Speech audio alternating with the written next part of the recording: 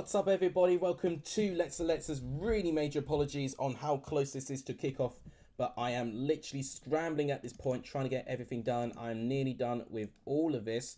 Just watch, within a minute I will be completely ready to go. So just like that, ta-da, brand new scorecard that's now appeared. We've got pretty much everything ready apart from just changing this to 0, and just like that we are ready to go. How is everyone doing? Have you all made your predictions yet? I will be checking if you guys have been making your predictions.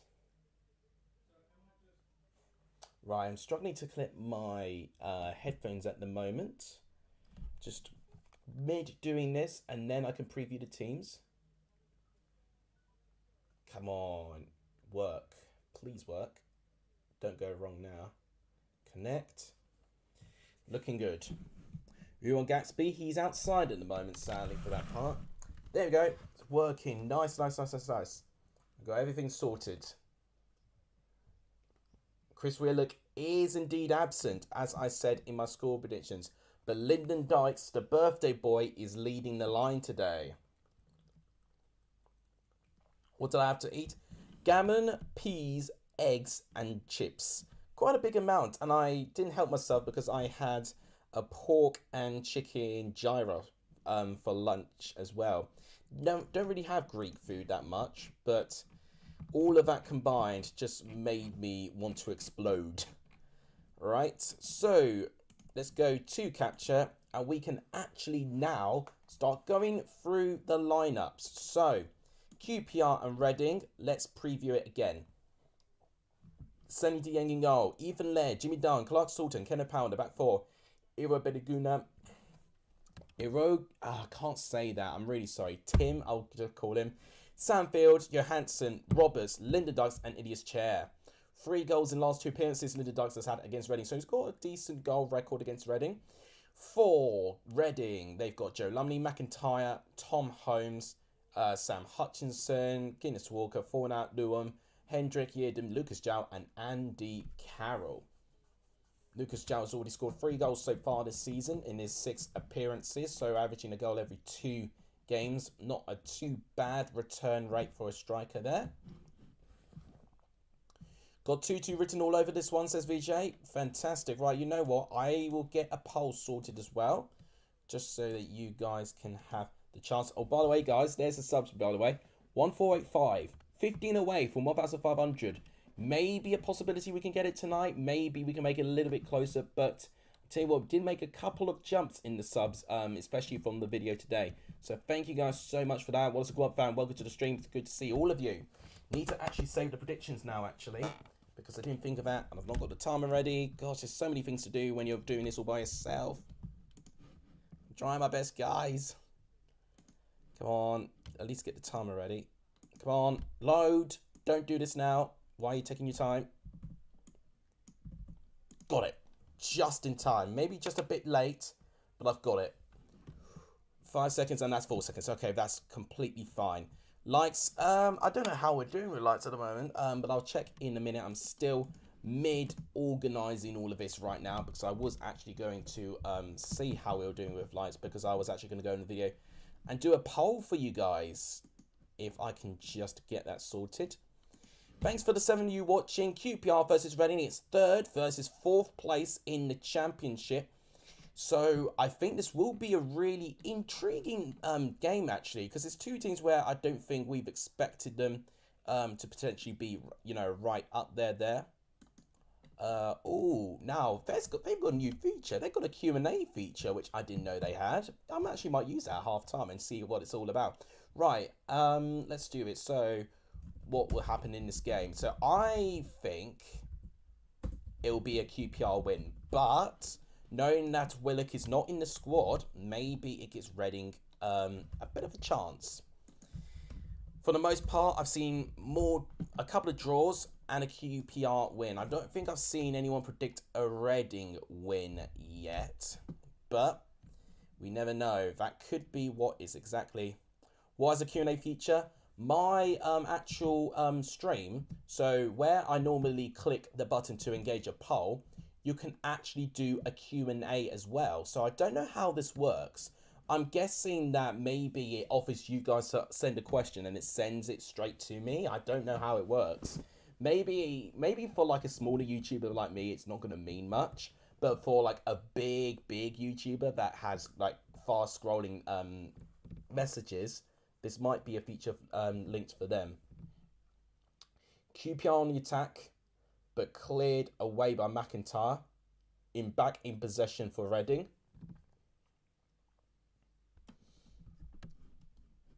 Both teams looking rather tidy on the ball at the moment, which is a really good thing for both of these teams at the moment. Reading have impressed me this season. I know they have been able just to get results when they needed to. When backs are against the wall, they get something. And they've been able to look pretty good as well and very comfortable at their home games as well, which is really nice as well. I wasn't expecting Reading to do as well as they have done. To be in third place is absolutely incredible. It really is. It's just going to be interesting now to see if any of them are going to withstand this form. We've seen Reading actually have a really good start of the season like this, but then completely drop off a cliff around November, December time. I think the break in the season for the World Cup, I think is going to be very defining. It's just going to be down to whoever handles the break and the turnaround of games back to league games better. Because I think some teams are just naturally equipped, and that I think is when squad depth will come into play as players are trying to get back into full fitness. By the way, England, USA are playing against England women.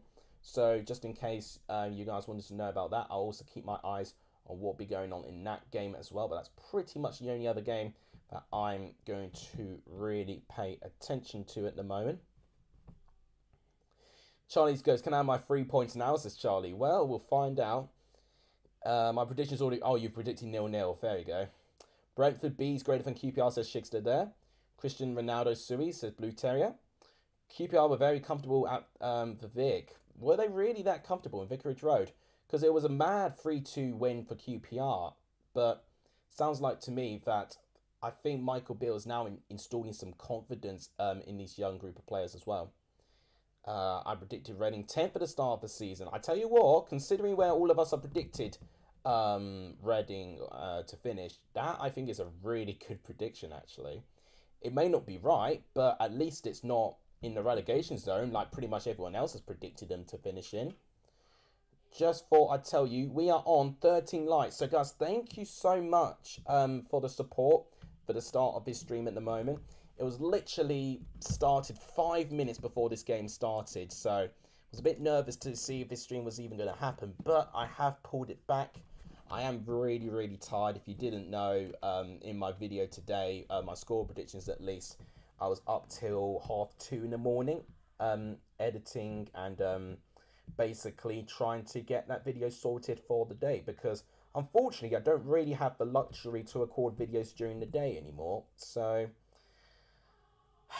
it's a shame. I don't know what my family are doing downstairs. I might need to shut my door actually because they're making a hell of a racket. I'm not ignoring you guys. I'm just simply looking on my phone for the predictions I've not saved. There's only been a couple that I've not saved. I'm hoping, because I've only got 1 hour of work in the weekend, that maybe in with the space between work and the 3 p.m. watch-along, then potentially I could start catching up with the prediction leagues. Now, what on earth are they doing? They're making so much noise. I don't think I told them I'm streaming. I think that's the problem. Hang on a minute.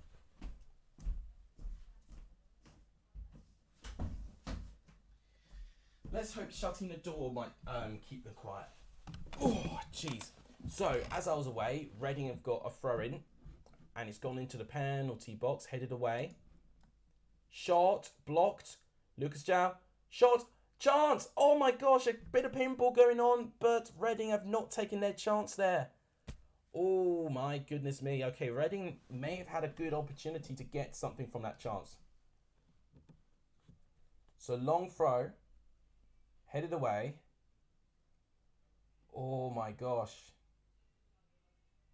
I tell you what, QPR do well to recover it, but Reading did have a small opening to potentially get something out of that. no team has really turned it on yet, but based on that bit of play, maybe Reading have started better. Leocorn Henry is rooting for Fortnite to do well. Of course, he's at loan from Nottingham Forest to Reading this season.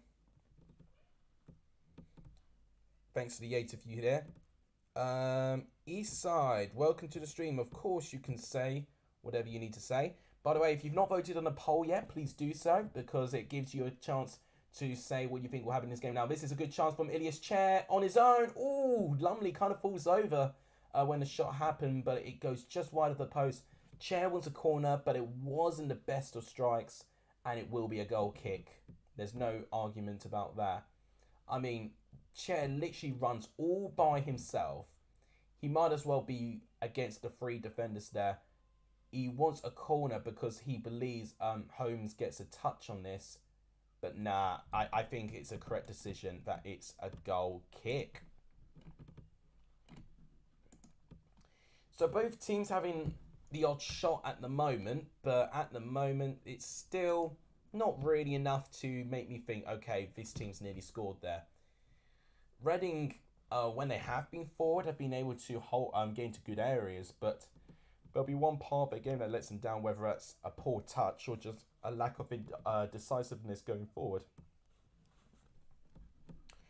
Beckham's son is joining Brentford B. I did see that, actually. It's really interesting. I'll be intrigued to see how he gets on with that, actually. Why am I feeling already really, really tired? Where's Gatsby, says Leghorn? He's outside. Charlie, it's not your fault that I'm backed up with the predictions. It's ultimately I said I was going to do them, but clearly I underestimated how time consuming it would be. So nothing, it's not your fault that I'm backed up, it's my fault. Okay, QPR having a small spell of possession here. Now past the back line is Jake Clark-Salter.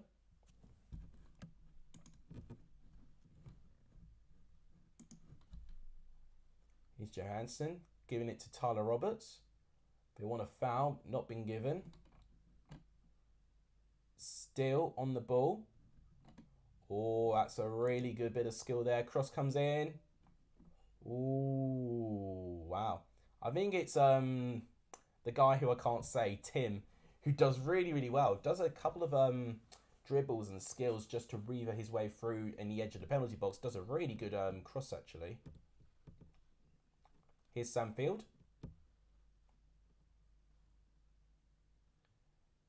Here's Kenneth Powell, who I'm definitely needing to see a little bit more of, actually, because he's been someone who I've been really excited in terms of the transfer video that I've done from him, but I've not really had a chance to see QPR. In fact, this is the first time I'm seeing QPR live this season, so this is another one that I can tick off my list. Right. Oh, Johansson, good defending. Free kick won by Lucas Jow. Been a bit fidgety at the moment, especially in the midfield. But I think QPR are now starting to look a little bit more comfortable within this game. Won 6 of the 12 championship games as QPR head coach. So Michael Beale has a 50% win rate, which is a decent win rate percentage there. BFC Vlogs is definitely routine for QPR. Can I end stream now so I get the free Peter Pots? Well, I can't go to Loftus Road and say, end game now. End game now. QPR in the mud, says BFC Vlogs. Hello, East Sides. Welcome to the stream. Yeah, I tell you what, 0-0s are never nice, especially if you're watching them live. So all the 0-0 draws I predict are the games that I know I can't watch because I would get absolutely nervous watching them. You kind of do forget about them, actually, if you're not watching them live. So that's why it's kind of a beauty, but also a curse to do a 0-0 draw. Like, I remember when Middlesbrough took the lead against Birmingham thinking, oh, this is interesting. Shot! Good save! Oh my god, out of nothing. QPR had a good chance. Good save by Joe Lumley. So, it didn't look like the attack was going to go into the box, but it did. It was a lucky deflection that found its way to Tyler Roberts. Pretty good shot, but it's a good save by Joe Lumley. Here's Ilias Chair against Jeff Hendrick. Kenneth Powell. Now everyone passing it out from the back here. That's Jimmy Dunn to Kenneth Powell. Okay, they're kind of passing it from the back now, QPR. They've looked rather offensive, but now looking a bit defensive now with their play. They're playing definitely very wide for what I've noticed at the moment, but it's not like that they've been trying to do the same thing. They have tried to change it up. I definitely think Ilias Chair is very important for what I've seen so far. He's almost encouraging his team to find the pockets of space for him, because Ilias Chair will continuously try and find those spaces. Oh, now that's a really good challenge, actually. I think it was by Hutchison, actually, but unfortunately he misses out with the outcome for it. Got a couple of people voting for the poll. I'm actually going to end the poll there if I can. Can I end the poll? I almost forgot how to end the poll, but I think now I remember how to do it. So, interestingly, the biggest result is a Reading win. I'm wondering if BFC Vlogs may have voted for a lot of that, but 46% of you have said Reading to win, although, as I said, I wonder how much BFC Vlogs contributed to that. 33% said a QPR win, and quite surprisingly, the lowest percentage was a draw, which only 20% of you voted for. And in fact, I probably could do the maths, but it'll be 3 of you. 3 of you had voted for a draw. By the way, in the England women versus USA women, it's currently 1-0 to England. Lauren Hemp, the goal scorer. 1-0 to England women in their international friendly. Tyler Roberts already making you nervous, Charlie. Yeah, well, enjoy it, because you're going to get that all game. I'm telling you now. Kante to Fulham. Oh, don't even talk to me about that at the moment. So in short, there's a contract situation with Kante at the moment, and it's not looking good if you're a Chelsea supporter. That's all I'm going to say. Can we try the Q&A feature? I'll try at half times to see what it's about. Based on what I've seen, definitely with possession, we've seen QPR having much more of the ball, looking a lot more confident going forward at the moment. We've not had many shots and chances to talk about, but wow, this is some good play. Ethan Laird getting really well involved there. Lyndon Dykes holding the ball too long there. Tyler Roberts does very well. Shot, good block. Can Johansson win it back before it goes off the pitch? He can. He does run for it, trying to lead his team to get into spaces. Kenneth Powell to Ilias Chair. I've not seen QPR, but yeah, I'm pretty much nailed on for who everyone is in terms of their score numbers. I always get confused about the score numbers if they change them. Okay, back to Clark Salter now. See, let's just see. A bit of the mare one today because I'm really, really tired. Definitely going to have an early night tonight. I'm completely stuffed with food, as I just told you, obviously. And what was I going to say? Sorry, I was just distracted with something there. Anyway, oh god, really tired, as with the food I've just said. That's a really good save. I just saw that chance back, but Lyndon Dykes maybe could have done a bit better to maybe get a header to get the rebound there. I've been a 0-0 draw because the draw benefits for both sides. Yeah, I don't know. I don't know if it feels like a 0-0 draw game at the moment, but watch, I say that now, and then it'll be a 0-0 draw, because that's how it all works. Loss of Willock is massive. Yes, I agree. So I'm a bit nervy now for the fact I predicted a QPR win, although I do think they have been the better team. Referee has played on there, which I'm a bit surprised about. Here's Lucas Jow, although it's a good tackle for me. Yeah, referee's not giving it, but I think that's a correct decision there. Jimmy Dunn on the ball. Tyler Roberts, who's playing quite deep here. Ethan Laird playing a bit of a wing-back role, which I'm quite liking. It's quite refreshing to see that, actually. Because the thing about Ethan Laird, I always liked him as a defender, but I always felt that he was capable of a bit more than just sitting back and just trying to be physical. And this is kind of what Michael Beale's doing. He's trying to make him a little bit of that. Trying to think of a comparison really for wing backs that he's just turned from solid defenders to what they are now. But I think he's definitely made Ethan Laird more involved in the game, and I think that's really good for what Michael Beale's doing there. Definitely, I've seen Ethan Laird play with the most confidence I've seen and the best football I've seen from him so far. It's now just going to be interesting. Can he strike that perfect balance of attack and defence? QPR's still on the ball, as I've just said all of that, but unfortunately didn't really go into anywhere there. A little bit of side plus advertising there. Oh, now that was almost a perfect ball, but really good defending in the end by McIntyre to prevent Lyndon Dykes going one-on-one there. QPR, however, win it back very quickly. I tell you what, their work off the ball, QPR, is looking really good. You've gone through 15 minutes. You've got another 5 sets. Yep, so it's going to be a long, painful wait, Charlie. I think that's Ethan Laird on the ball.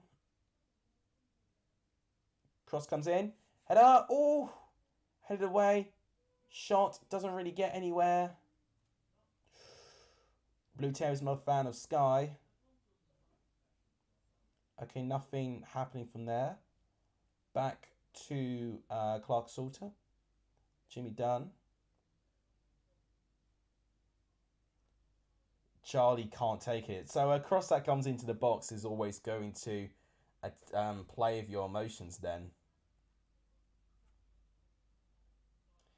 Ilias Chair. Then it's back to Jimmy Dunn. QPR are playing some great stuff at the moment, actually.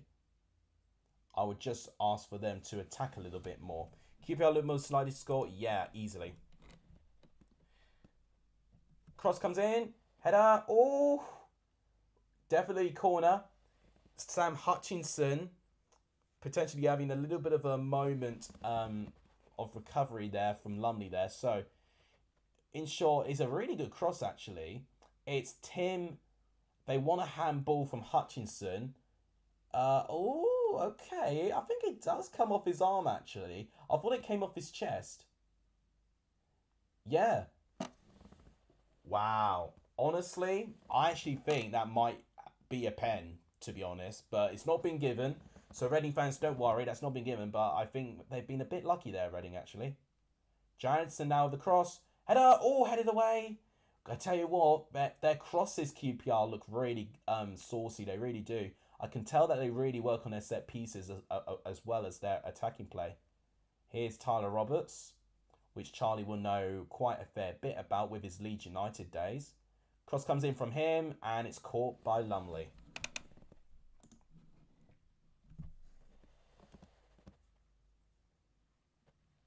You might be winning an Edouard shirt. How on earth did you get that about? Tyler, keep the ball out of the box. Well, he's not going to listen to you now. This is not Leeds United, and he's on about there. You know, this is QPR here. Here come Reading with it. Okay, well, I say here come Reading. They immediately get tackled, and they already concede a throw-in as well. Reading have barely been in the game, honestly. So I've been a bit disappointed that they've not been too involved at the moment. I've barely seen Andy Carroll. I've barely talked about the likes of Loom or Tyrese Fornard there. Yeadon's been involved in it. Okay, don't know what happened there because it was given as a QPR throw, but now they're back to a Reading throw. And I don't know what happened there. It must have been a mistake from the fourth official. Shirts are being auctioned off. Oh, right. I didn't even know about that. I probably should. Right, short throwing going into Tom Holmes. Is McIntyre now on the ball.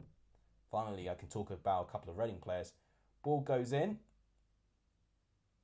Okay, Andy Carroll getting involved there. Oh, Guinness Walker. Oh, not a bad effort, actually. I mean, it's a goal kick in the end because I don't think it's required a save by Lumley there.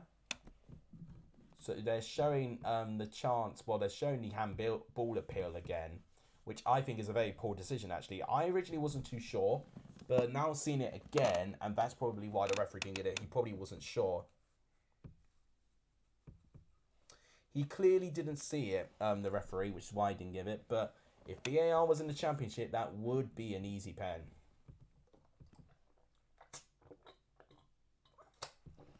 Excuse me, just needed to have a drink of water there. If Tyler Roberts is on Leeds form, he'll miss every shot. Well, based on what I've seen, so now that's a free kick for QPR. How do you say that? They had a go at saying his surname, Irog Bulum. I'm not even going to try. I'll practice saying his name off stream, honestly. I'm just going to call him Tim. Tiny Tim. Long ball going in, headed away by McIntyre, although he headed it straight to Linda Dykes, but the ball's out of play. It is a throw to Reading. Oh dear. Okay, well at the moment, 22 minutes in, 0-0 at the moment. Yeah, I've noticed that as well. Tyler Roberts playing a lot more deeper, being a bit more of that supportive playmaker rather than just being a bit more isolated and being a bit less of a target man, I would say. So it's definitely a very different role, and I think that is actually going to improve on his game tremendously. Erik Bunan, that's what they said. That's what I'm going to say then. Right, Johansson, just taking too long on the cross for him. It's blocked off by Luam there. And Erik Bunan is also winning a free kick. Oh no, it's Kenneth Powell, so sorry about that. Johansson is playing with Charlie's emotions at the moment. Well, he's got a good cross on the ball. He really does have a really good cross on the ball. Okay, let's actually review some chances. It's nearly the 25th minute. Let's actually just show you. So 5 shots to 4, but only 1 on target, which of course was that chance from Tyler Roberts. 3 shots on target to 1, 3 blocked shots from Reading. So QPR defending quite well by the looks of things. And in fact, I saw 2 of those blocked shots. It came from a bit of a scramble there. Only 1 corner in the entire game, 1 counter-attack from QPR there. So playing with a lot of variety, playing a lot on the ball, counter-attack, set piece attacking, which is what they're about to do. Oh, a bit of a deflection there. It's cleared away just about. Johansson wins it back just after the halfway line. He goes for another long delivery again. And McIntyre heads it away. But it's well won back, actually, by Erik Bulan. But he's up against Lucas Jow, but he wins the battle there. Johansson. Oh, that's definitely quite a dangerous challenge there. Hutchinson's already had a couple of those challenges, and he's been a bit lucky it's not been called off as a foul, but this time it has been, and Hutchinson will definitely get a yellow card for that. I don't know. Oh, yeah, not a brilliant one there. I think, yeah, it's Erik Bulan who has the ball. Ints out, says Charlie there. Sam Hutchinson with the first yellow card of the game. 197 passes to 68. Looks like Ethan Laird has gone off the pitch already. I don't know what happened to him. But in short, Ethan Laird's off and Osman Kaikai is on for his place. I don't know. I didn't see what happened with Ethan Laird there, but he's clearly injured. Because I wouldn't have seen him getting fatigued. Ethan Laird's not that type of player. He must have pulled an injury or something, which is a shame for him, really, because I think he was doing quite well. Johansson headed away, booted.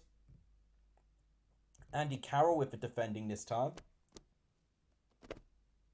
Long ball going in, doesn't find anyone, and Lumley collects. You said he was injured? Right, yeah, that doesn't surprise me. From a decent start, we've gone down to 2 viewers. It happens, I'm not a natural entertainer.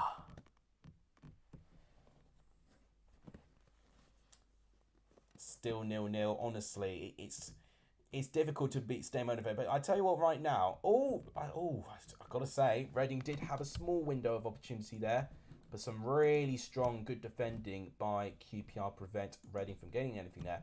We're on 18 likes in the moment. If we can get to 25 likes, we'll get a goal. So Charlie will not be wanting us to hit the like button. But guys, if you're not Charlie, please smash that like button. It really does help. 25 likes, and I think we will get a goal. I sense a goal coming from this game, to be honest. It could really come to bite me at the end of a game. But at this moment of time, I definitely see a goal.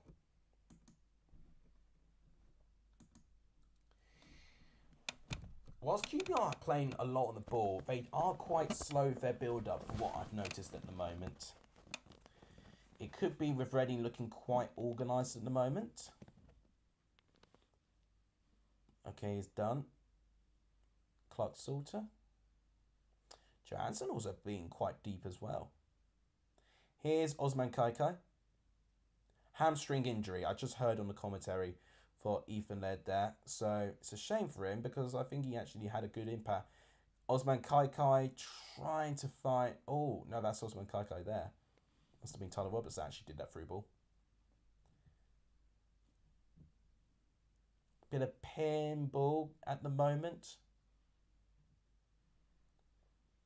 Kenneth Powell to Senny Dieng there.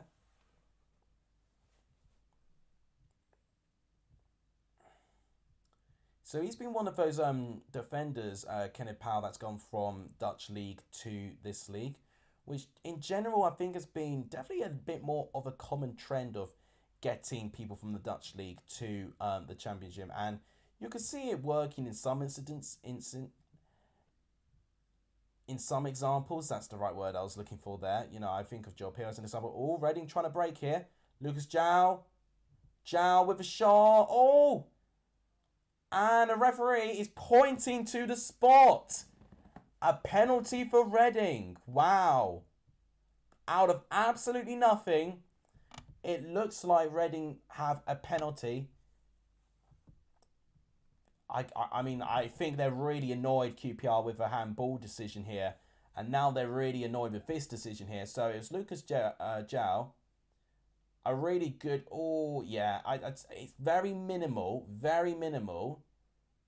But Edward Boulam does... Oh, no. He's actually really soft. I almost think Jow falls before he even makes the contact. Let's see this. No. Dive. He's done a Tom Daly impression here. We've got a Tom Daly on the pitch, guys. Lucas Jow is our new Tom Daly. There's literal zero contact. Zero contact. I thought there might have been a small nick from Ireg Boulam. Absolutely nothing. I even saw for the first replay, I thought he lands on Ireg Boulam and then falls. But there's no contact at all. But Andy Carroll steps up. And Andy Carroll scores. It won't end 0-0, Charlie, because Reading have scored. Andy Carroll, who's barely been in this game, steps up on the spot and is very reliable in those situations. Scores from a very controversial penalty decision.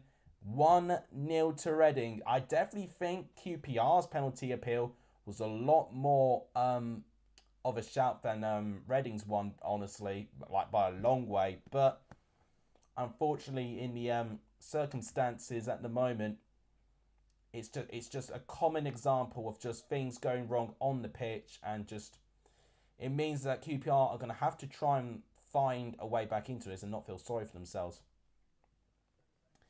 Charlie saying sack the ref. It's not a great decision at all. I see zero contact. I don't know about you. Maybe I'm blind and then there is, but honestly, for what I've seen, there's nothing. There's absolutely nothing. I would be furious if I was a manager of that team and that was given. I would actually hate if I was actually managing a team and they would even go down that way to try and simulate a game like that. Seb, welcome to the stream. Charlie's is not pleased at all. I mean, if I predicted a 0-0 draw, I wouldn't be pleased either. Although, I have predicted a 2-1 win to QPR. As long as QPR actually continue the way they play and actually start looking more of a threat going forward, it could turn up to be that way.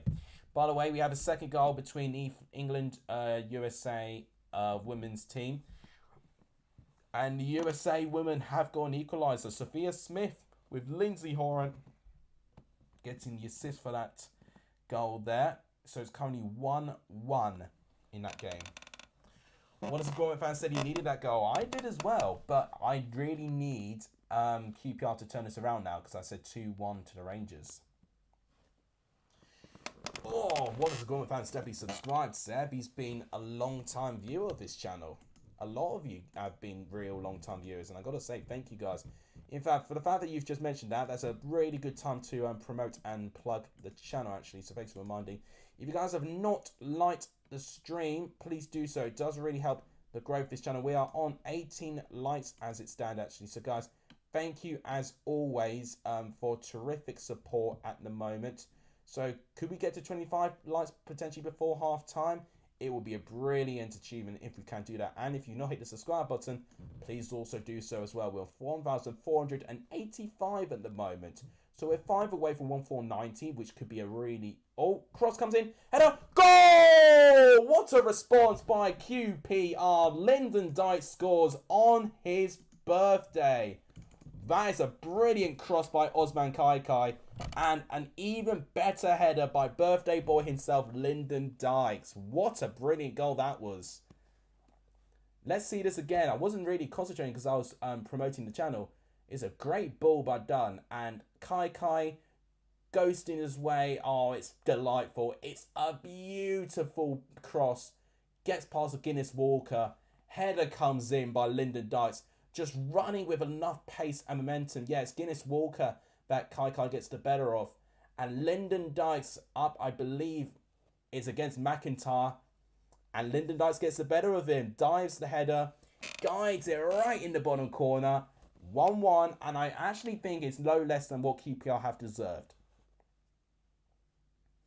The fake Scottish man, says Charlie Brown. Well, you've now got a point. Because if it's 1-1, you've got 1 point now. No matter, just the perfect setup. It could be the perfect setup for me as well if I've gone for a QPR 2-1 win. The next goal is going to be very crucial. It's fair to say. And I call that this game wouldn't end 0-0. I personally saw how each team was playing. I think would get goals. And that's exactly what's happened at the moment. And I think both teams have definitely shown their qualities in their own ways. Yeah, well, Charlie's the one with the point in the moment because he predicted a draw, whilst both Watchalong fan and myself have predicted wins for either team.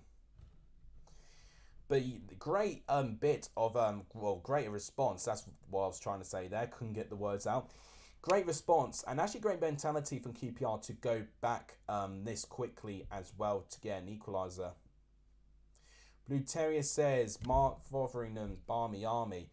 How are they going to do with their next game versus Hull? That's also a game, I think it's played on Sky. I need to double check. But if it's played on Sky, I might try and consider doing a watch-along on that, actually. Because I don't think I've actually done a watch-along for Hull yet. I've definitely done a watch-along for Huddersfield at the start of the season.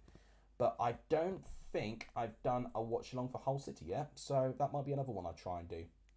Blue Tier says I think they'll beat Hull. I think it'll be interesting. That's all I'll say.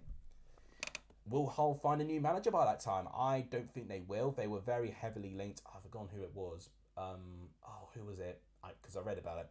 But they were heavily linked. But then the manager they were going for, negotiations broke down actually. Throwing to Reading. Now I've got to say, since they conceded Reading, they've now upped their intensity. It's very noticeable actually. But one thing I've noticed. And that's exactly what I was going to say. Sky Sports are reading my mind. The crosses are definitely a big part of QPR's attack. There's been 10 crosses to Reading 0. Definitely very different ways of attacking. Now, we've seen two particularly different teams. Now, here's Osman Kaikai, who's looked to play a really good role since he's come onto the pitch. Can he find the right pass? Oh, not quite. Oh, my God. Almost a perfect counter-attack goal. I mean, I tell you what, brilliant defending in the end. So Osman Kaikai tries to find Chair and Dykes. Dykes is just too slow. can't get there. Doesn't anticipate the block actually. So could have been a counter-attack goal by QPR at this time of the game, which would be really crucial for them. But Reading do recover. Can I get my cat on camera? Well, he's not here at the moment. If he's here, then I'll get him on camera. Gatsby versus Cat football match. The Euro over Champions League Mansby and as managers. I don't see it going particularly well. Gracie or Gatsby, who do you... I can't choose. No, I can't choose. That's unfair. I refuse to answer that question because I love them both. By the way, for the England women against the USA women, England women are now back 2-1 with Georgia Stanway scoring from the penalty spot there. What match am I streaming tomorrow? Well, in terms of streams tomorrow, I tend to do the 3 p.m. watch-alongs. I'm either there or I'm at Portman Road. But Ipswich have got Morecambe away this weekend. Bottom of the league, Morecambe. So if they can get a result against the teams that will just park the bus, then Ipswich are going places this season. This League One season, I've got to say, alongside with the Championship, is looking really, really solid. I've got to say. Gatsby is the laziest cat I've ever saw on a stream. Well, it doesn't take much, really. You know, he's honestly like a real-life Garfield. I'm at Bloomfield Road tomorrow. Oh, brilliant. Tell me about it when you next go on my next live stream, actually. Yeah, because Blackpool are playing... I do know this, because I predicted a draw to whoever they're playing. God, I'm literally being really thick. Oh, my days. I'm tired, guys, so if I can't think straight, that's because I've just been working all day. I'm doing a particular job that's giving me a real headache right now, so this, in a way, is... you know, really helping with my stress, to be honest with that. Watford, that's it. Because, yeah, I don't know. I feel like Blackpool will get something against Watford. Looks like Junior Hoylett is about to go onto the pitch. He's standing next to Paul Ince now, looking like he's about to go on. I don't know who he's replacing. Right, this is interesting. So Sam Hutchinson, the defender, is going off. And Junior Hoylett, a more attacking option, is going on to replace him. I don't know if Hutchinson's picked up an injury or if it's a tactical substitution. I mean, the way that the camera's panning on him, it's looking like that he's had some form of injury. But if it's tactical, that one less defender, one more not striker, but one more attacking player, I got to respect those tactics from Paul Ince. He's definitely going for this game. Whether it will pay off is going to be another question. They Reading have actually gone for their away kit, their climate change pink variation of that. I was thinking they were going to go for their third kit, that yellow kit with the jacket stripes that they've got on their shoulders, but they've gone for their climate change away kit. Forest get battered everywhere they go, says Blue Terror. Thanks, Seb. I do appreciate that. Hoping for a win tomorrow as well as a Gromit fan. They do need one, Blackpool. They're currently 21st place in the table. If they're not careful, you know, especially if we see the likes of West Brom maybe winning a game or even Coventry winning a game, then it becomes a very, very sticky situation for Blackpool to be in. Fourth goal between England women and USA women. This game is on fire at the moment, that one actually. And it's another equalising goal for the USA women. So England's lead didn't last very long since Trinity Rodman has managed to equalise for the USA women. It's currently 2-2 in that game. Cross comes in. Reading have defended it very well. QPR still in the attack. Trivia question. When was Reading last in the Premier League? Now, you're really going to test me there. Okay. So... I believe, because I get those two seasons confused, they were definitely up in 2012, whether that means it's 11-12 or 12-13. I'm probably going to say, I think I know what it might be, though, because Reading were relegated with Wigan and QPR, I think?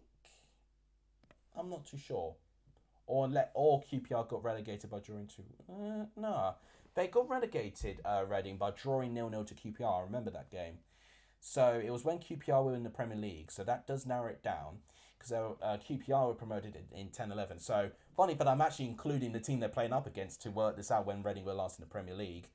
So QPR were promoted in 2010-11. They survived 11-12. So that means that must be 2012-13 when Reading were up there. And that would make sense as well, because I think that is when Southampton went up as well. And they would have had Nigel Atkins as their manager at the time as well, actually, now that I think about it. It was 12-13, yeah, that's what I thought. Well, it's good that I actually know one there. What do channel presenters eat before a show?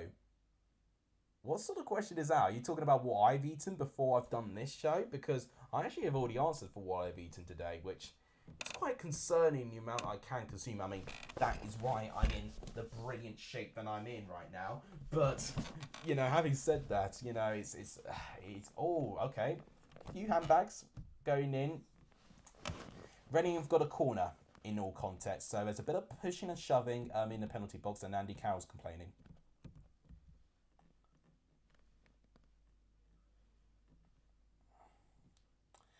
So the game's being delayed because the referee's trying to stop the pushing and pulling. Just for goodness sake, just play the bloody corner. Oh, well, Andy Carroll's really just trying to milk it. Corner comes in. Oh, looked a bit of a scramble there. AJ enjoys who wins. I don't know. I've been a bit harsh on AJ recently, so I'll actually say AJ. So 10 years ago they were relegated, now they're on a promotion push. But yeah, that is Reading. Yeah, that's right. But I mean, to be fair, they've had a couple of promotion pushes, but unfortunately, they've not really been able to get the final article. Now, this looked like a potential attack for QPR, but they've just missed out on it.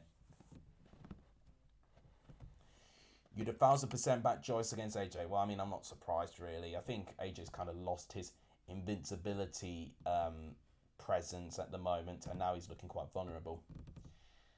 It is now a throw into QPR. With only 2 minutes left of this first half.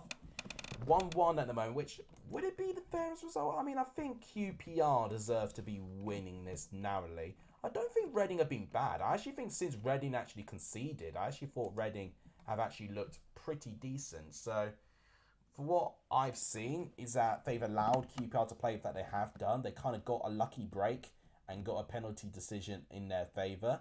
But Reading switched off when they went ahead. They didn't really deal with QPR well straight after that. Great mindset for QPR to equalise as quickly as they did. And since actually equalising, I think Reading have now grown back into the competition, actually. And I think now it's a bit more equal.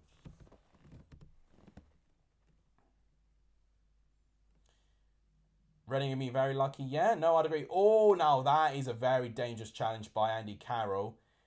Kai definitely going out on him. So Andy Carroll's getting a yellow card.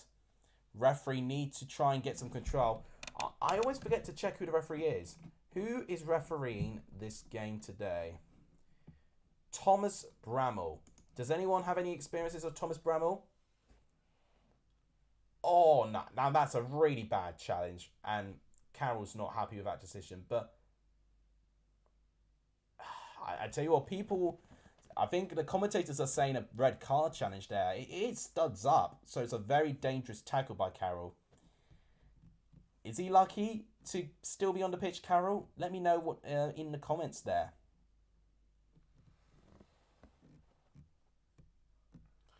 Charlie with another trivia question. I'm going to allow you guys to answer it because, I mean, I'm a championship YouTuber, so I would know this.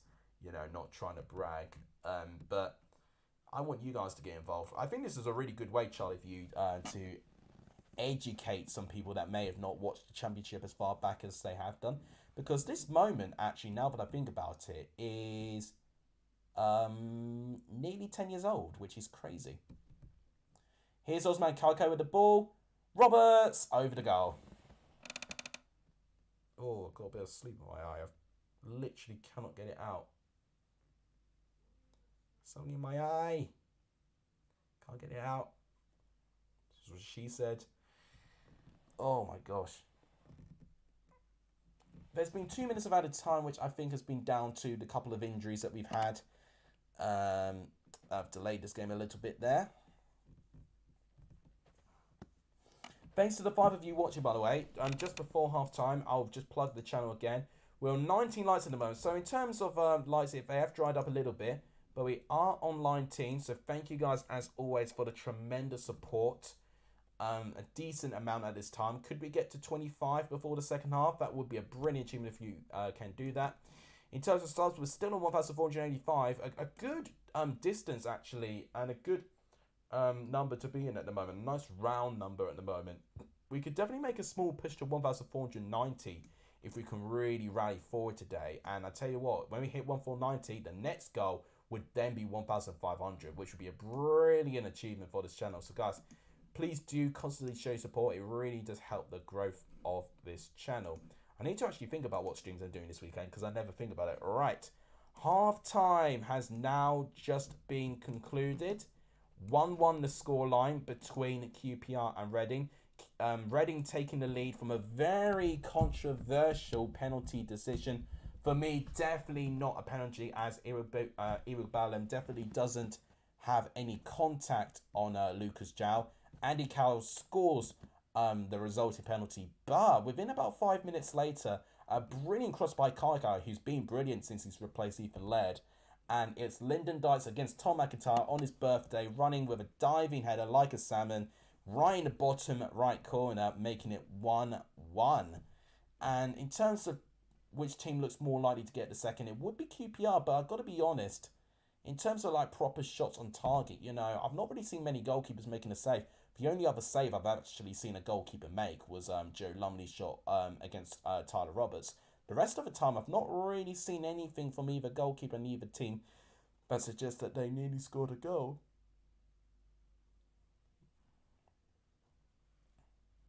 Yeah, so Charlie revealed the answer to that. So this was a really, really big moment, that was. So manager for Derby at that time was Steve McLaren. It was against Derby in the playoff finals there. And that was in that same season, I believe Derby were third place as well.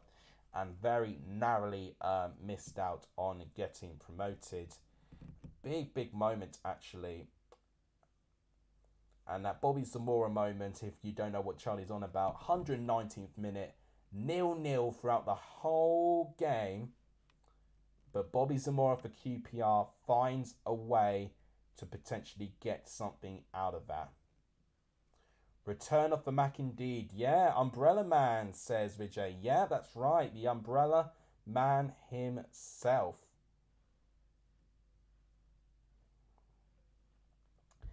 And Charlie is right. It was indeed 2013, 2014.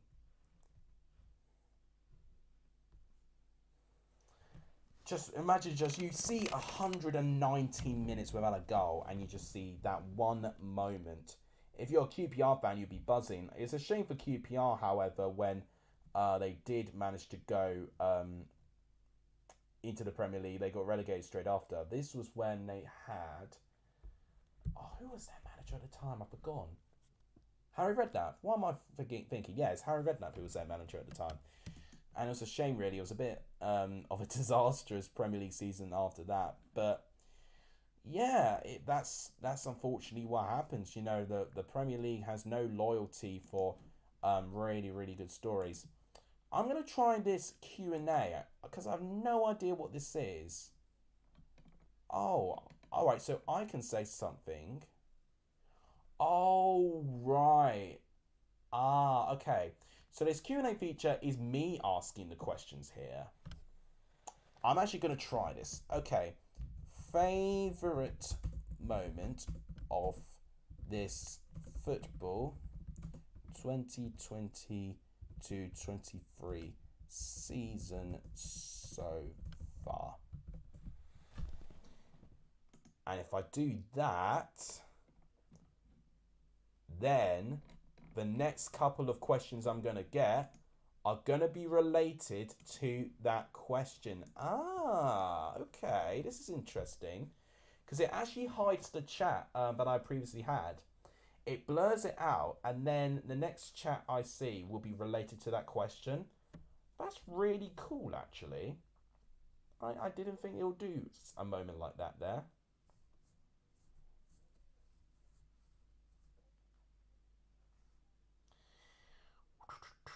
Let's see what answers we can get from that. As that's happening, I'll review halftime and see what has happened. So it's currently 1-1 with QPR and Reading, of course. You could see from the attack momentum, it's been pretty much all QPR, and you will see with possession, especially as you see 73% possession. QPR have had a lot more of the ball in terms of shots, 7 shots to 5, but not many on target. 2 shots to 1, of course, and Reading has only shown target being from the penalty box. 4 shots on target to 1 there, 3 block shots to the 1 there. It looks like we've got a commentary team of, or a punditry team, I should say, of Michelle Owen, Jeremy McAnuff, and Jamie Mackey. So we've got some decent pundits for tonight. 2 fouls to 6, so Reading have been a bit more consistent with their, persistent with their fouling. Reading having one big chance, and they took it with their penalty. 1 counter-attack and 1 counter-shot for QPR. Goalkeeper save, so as I said, there was only 1 save that I noted, which was that 1 moment from Lumley. Now, by the way, it's actually 2-1 to England, by the way, so clearly that equaliser goal from the USA women got disallowed. How is Megan Rapinoe still playing for USA? I thought she retired ages ago. 2 dribbles to 4, 55 times they lost possession to 54, so actually quite close in that front. And it's still 2-1 England women. That's gone into half-time. So what does that mean for the tables? So basically it means no change. But it does mean that QPR have a 3-point gap from Burnley, having played 1 game more. But however, Burnley with a win in the weekend, which they're playing against bottom of the league, Coventry, sorry. Then they would be able to potentially overtake them again. Hello indeed, man. Welcome to the stream. Good to see you. We'll just going through the stats of this game. In fact, I can actually take these headset out because it's now half time. We can digest what that was in terms of the first 45 minutes. From Charlie wanting it to stay 0-0 for most of the game and him literally counting down every single minute. From the penalty decision, which was very controversial. In fact, the 2 penalty moments that were very controversial. How that QPR have not got a penalty from seemingly a blatant handball. I believe by Holmes, I think it was. I don't know how that wasn't given. It did seem very deliberate to me for just raising your hand. Arguably, it would be ball to hand, and I just don't think the referee, Thomas Bramwell, saw it. So, no penalty was given for QPR.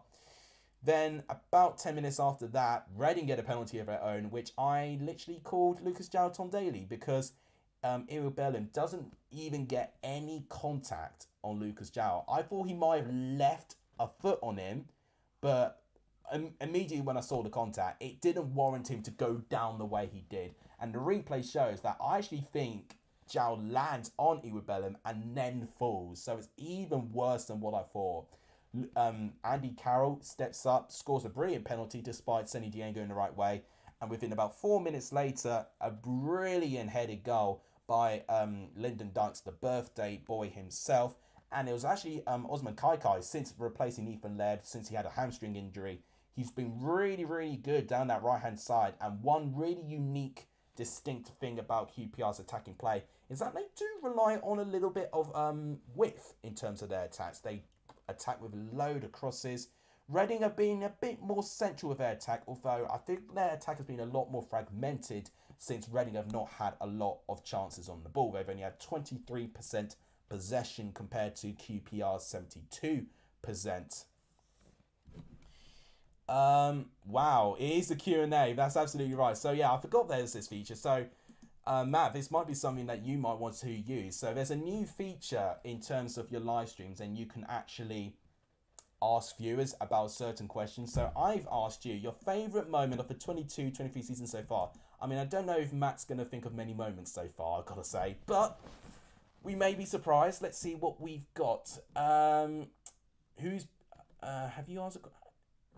How does it work? So I can literally see the question. Oh, okay. So what happens to my live chat, basically? It blurs it. And then when a question happens, it appears. So I can only see Wallace and Gromit fans question at the moment.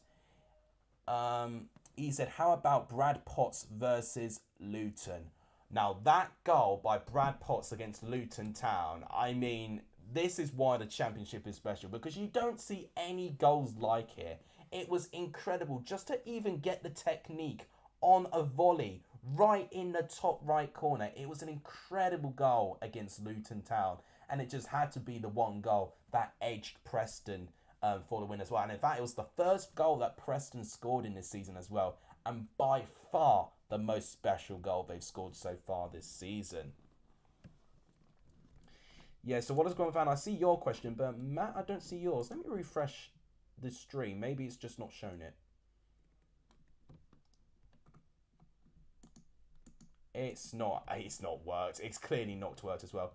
So who's been the better team? Oh, well, if that's your question, Matt, I can answer that now. I mean, I technically kind of answer it. I feel QPR have been the better team. Definitely on the ball, they've been better. Attacking wise, I don't think any team has had really a large amount of chances, honestly. You know, as I said, there's only been one major save in this game, which was from Tyler Roberts against Joe Lumley. Other than that, we've not really seen many shots that have really troubled the goalkeepers. The rest of the time have just been shots resulting in a goal. So there's only been 3 shots on target combined with the two teams. QPR having 2, with them only scoring 1, and of course Lumley making that save from Tyler Roberts. And the other time, of course, their only shot on target, Reading, has been from their penalty. And I definitely will say Reading have done well to compete. And one thing I did notice, when they did concede Reading, I think Reading actually leveled up a bit and they felt a little bit more within the game, which I think is encouraging in a way, because Reading in the past, when they concede a goal, they completely fall apart and crumble. So I can definitely see that Paul Ince has definitely got them a lot more organised, definitely got them knowing exactly what they're doing as well. And I definitely think that there is potential there. And I was saying this at the start of the stream, I think the World Cup this year is going to be a really big factor on who does well at the end of the season. Because we could see certain teams riding high with their momentum, but if they do not have the great bounce back ability from having a break of, league football, and I think squad depth, that is when that will come into it. Because as the games will start piling up again, it's going to be impossible for the same starting 11s to play. Managers will have to rotate. They'll have to think about injuries that people can pick up during Qatar as well. So that, I think, is going to be the biggest factor in terms of the rest of his season there. Charlie apparently has sent a question. I mean, I don't see it. I mean, I don't really get how this works. This remove all the questions from the question list. This has not worked out well at all. I was saying that this looks really good. I think a bit overrated. Oh, to be honest, being a bit disappointed with that.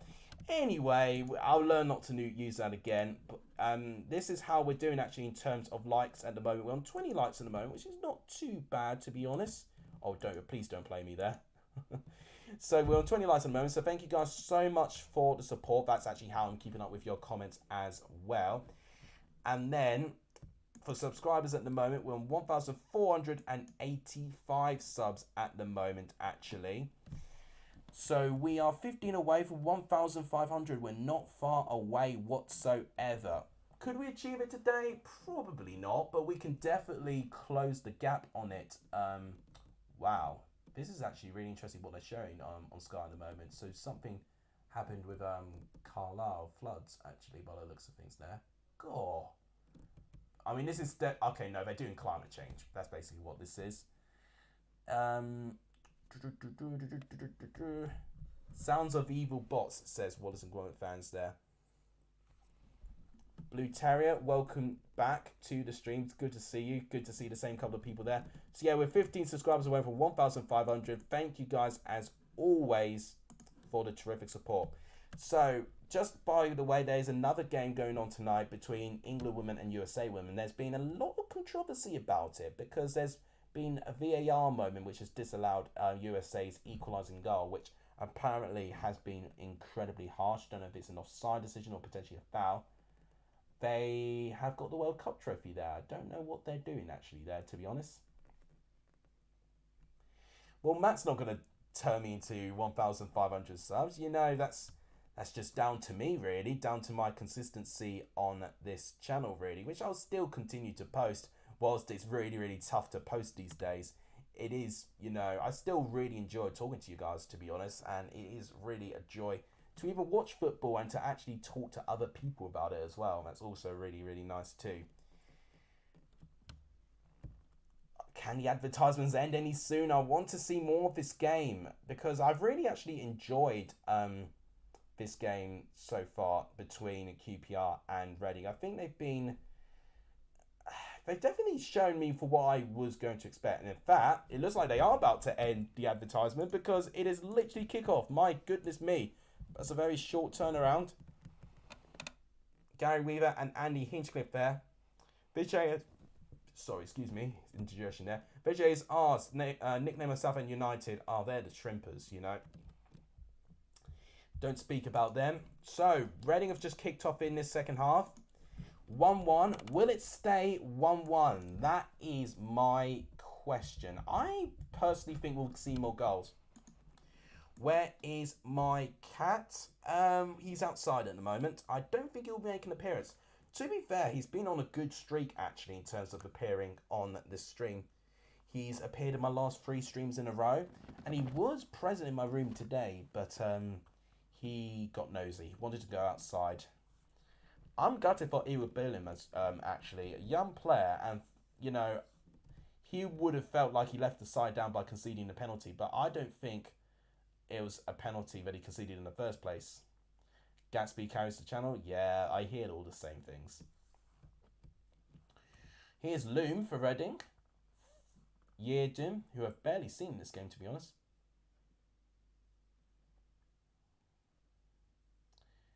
Right. It's now to McIntyre here. Here's Guinness Walker, who I've barely seen in an advanced position, to be honest. And Reading got a throw in. Reading have been a pretty positive start so far. And it looks like they've kind of had that intensity that they were kind of slacking in that first half. You know, actually since they conceded, I thought Reading have kind of grown back into this. And Reading looks like they continued where they left off, actually.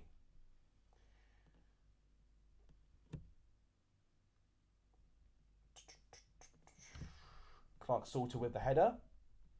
So it's going to be another throw-in to Reading as they're trying to push forward here. Headed away. Yeovil now. What? Why are you trying to test me with these quizzes? Glovers, I think. I think I remember this because I think that's what they were named when they were in the Premier League, at least. Or like when, not in the Premier League, but like when they were like up in the highest tiers when they actually reached it. So something rings Glovers in my mind. Coward throw in. Oh, bouncing away. Header. Oh, hitting the roof of the net. Reading looking quite dangerous here at the moment. They've definitely been better in the second half. Guinness Walker, Carroll, and yeah, it's just unfortunately not going to hit the target from there. Dunn doesn't really get anything from it. It was Lucas Jow with the header just over the goal and hitting the roof of the net. QPR definitely not starting so well in the second half. Reading's starting a lot better. But now with QPR on the ball, let's see if they are... QPR have definitely not looked good, to be honest. They've looked a bit unprepared, to be honest. That's the best thing I can describe it at the moment. Here's Tyrese Fornat for Reading. And it's a throw-in through Reading again.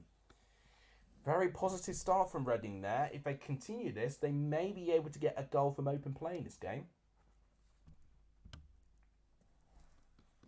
And I definitely think the tactic is try and do a long throw-in to find Andy Carroll to win a header. And he does win the header, but it doesn't direct on target there. Here's Tyrese Fornat. Passing it back to Holmes. I think it's Hoylett there. And now Yeardham here. Oh, can they keep that in? They don't think they do. No, it's no. They do keep it in somehow. I thought the ball went out of play, but no, he did actually very well. Yeadon there to keep the ball in there.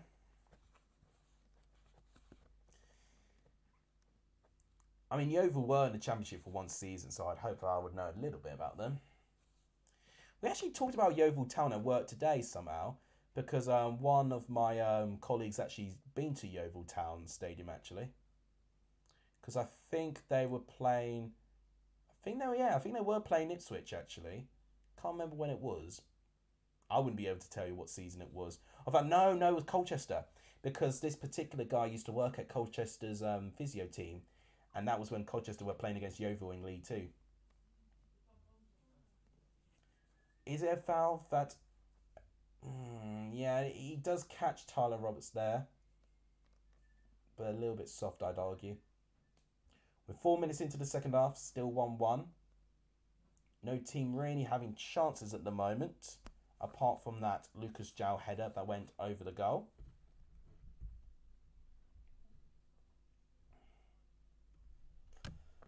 "50 minutes now, and the clock time is going just a little bit slowly at the moment.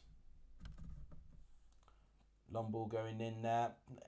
What I'm noticing is that, especially in the second half, I'm not really seeing slow progressive football. They've actually played at a really good intensity so far. It's just a shame that it's not really gone into the direction towards the goal that they're trying to shoot for, to be honest. Right, Reading playing out from the back a little bit. And goal kick. Falls on Connor Ben. Well, he's made himself looking like an idiot, hasn't he? Gutted that the fight's not going ahead, because I would have really enjoyed seeing Eubank Jr. versus Connor Ben. Second half between England women and USA women is starting, by the way. 2-1 to England still, but there has been a controversial decision in that game with USA having their equalising goal disallowed by VAR.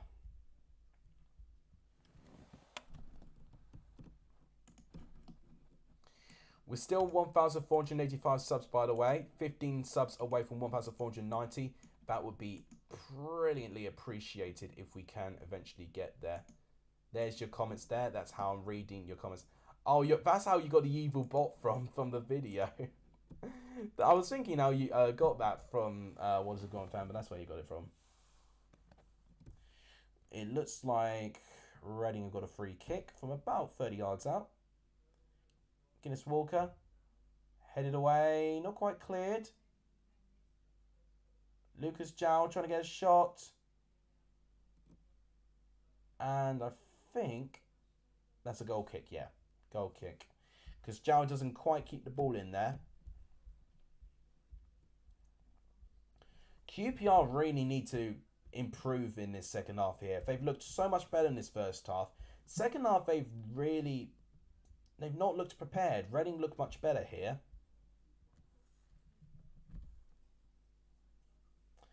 And Reading have actually had 77% of the ball, which is impressive to say the least.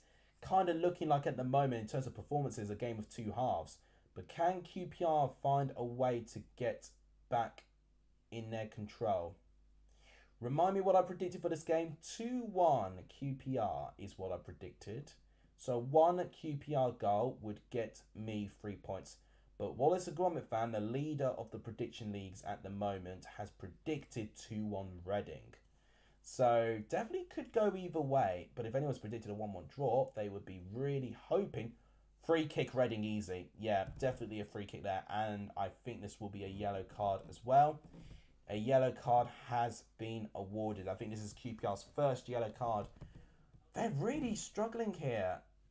I mean, Jimmy Dunn losing the ball, literally just passing it straight to Guinness Walker. What's he doing there? And I think it's Iribellum. Now, that's definitely a foul by Iribellum. Now, that would have been a penalty if it was in the penalty box. But it's not. It's a free kick, and it is pretty close to the penalty box, actually. I'd say it's a good couple of meters away from it to the left. This could definitely be a very dangerous set-piece situation there. Is there a prize for the winner? If I can get one, then yes. It depends. Caught well by Seni Dieng. Actually really confident goalkeeping there. Now they're trying to go on the counter-attack here. But really well defended there, actually, by Hoylett.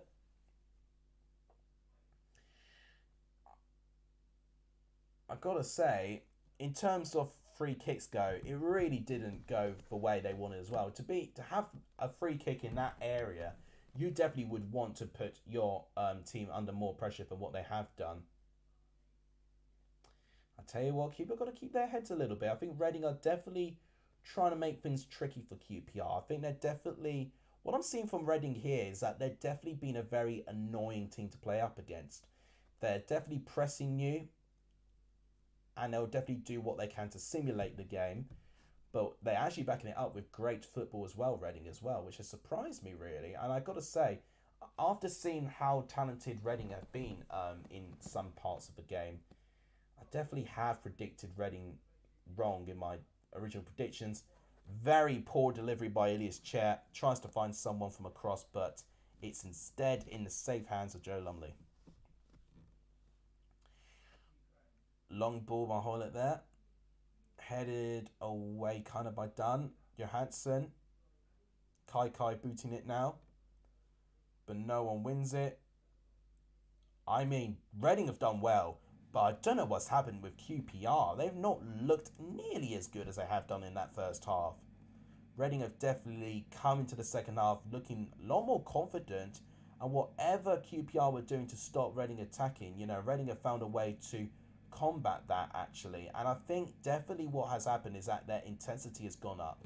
They look more determined, Reading. They look more hungry. And they look, I think just confidence is a really big part of the game. Charlie says keep it 1-1. Well, I'll give you 1 point for the prediction league since you predicted a 0-0 draw for this one. I know I've been having pretty bad luck in terms of watchalongs recently when it goes to score lines, but it's really few and far between. I mean, I was lucky enough to see 9 goals between the two Manchester teams last week. There's Ilias Chair. Johansson here. Kai in the right hand side. Guinness Walker pressing well. Here's Andy Carroll playing very deep at the moment. Ilias Chair trying to weave his way past.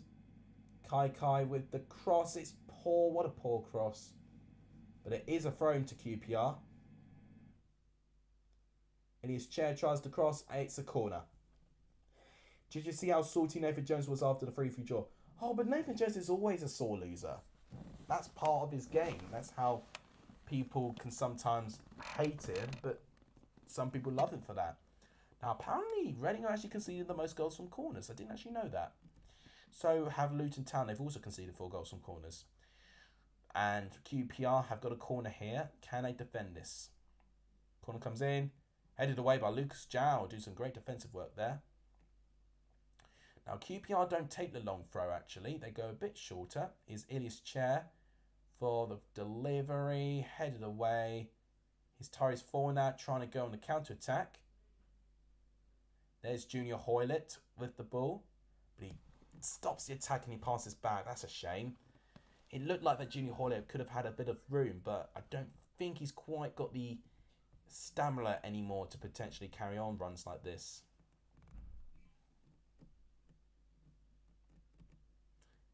McIntyre, but it's cleared away by Johansson. Although he passes it straight to Lewin there. Free kick awarded to Reading. So there was a couple of small tackles and instances that went on there, but they definitely gave the free kick from the first one there. Just QPR looking quite shaky at the back now. Whilst they looked quite comfortable, they've now looked quite shaky. So ball goes in. Lucas Jow with that tackle there. But then I don't know how he's not down now, but originally in that tackle, Lucas Jow was not on the floor, but he was. Never Jones is still salty about the players. I think he's still stuck in Jordan's pocket. Oh, that's a comment and a half. So we've got Jeff Hendrick and Andy Carroll standing over this free kick here. Is any one of them going to take it? Who would you want to take this? I mean, out of those two, I probably would back Hendrick, probably. Although I probably wouldn't I probably wouldn't give it to them there.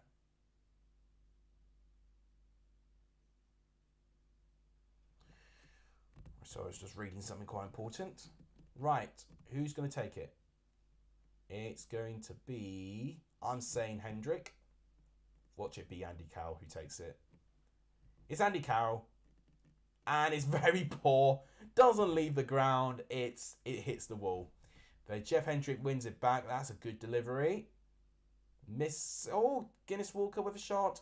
Over the goal. Ball still in play. Booted away by Kai throw-in. I mean, I called it. I would have backed Hendrick way more than Andy Carroll. I think whilst Andy Carroll is a good player, I just think sometimes he could have that arrogance at times. He's got to try and tone it down a little bit and not make him think that he's the number one player. Look, you're in the championship, mate. You don't need to try and be the superstar.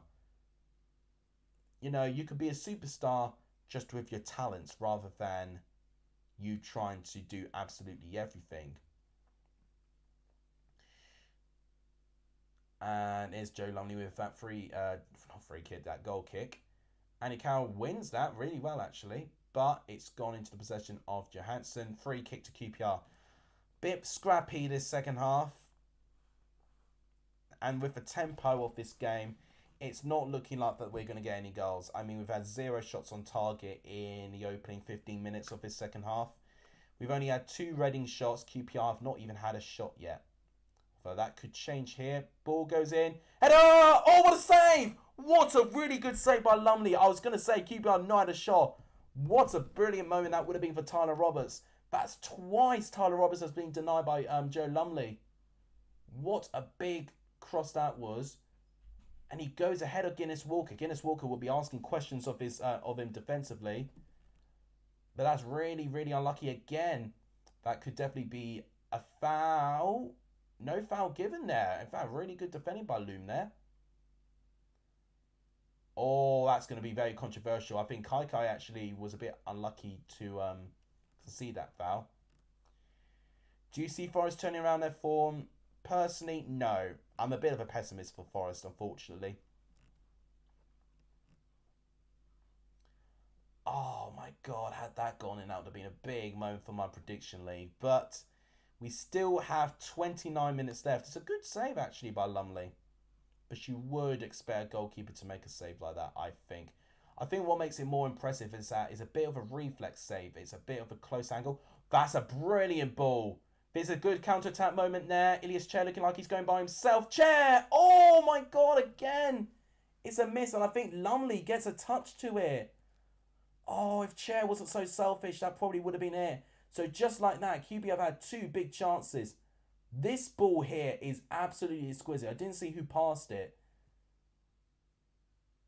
Yeah, it's a save by Joe Lumley. And it's a corner to QPR. When's John Moss when they need him, says Blue Terrier. Didn't see who did the pass. I think it may have been... who did that pass? It may have been Dykes, actually, who did that. It was either Dunn or Dykes. It was one of those two. Couple of stoppages again. Referee's not liking the pushing and shoving. Let it go. Just take the corner.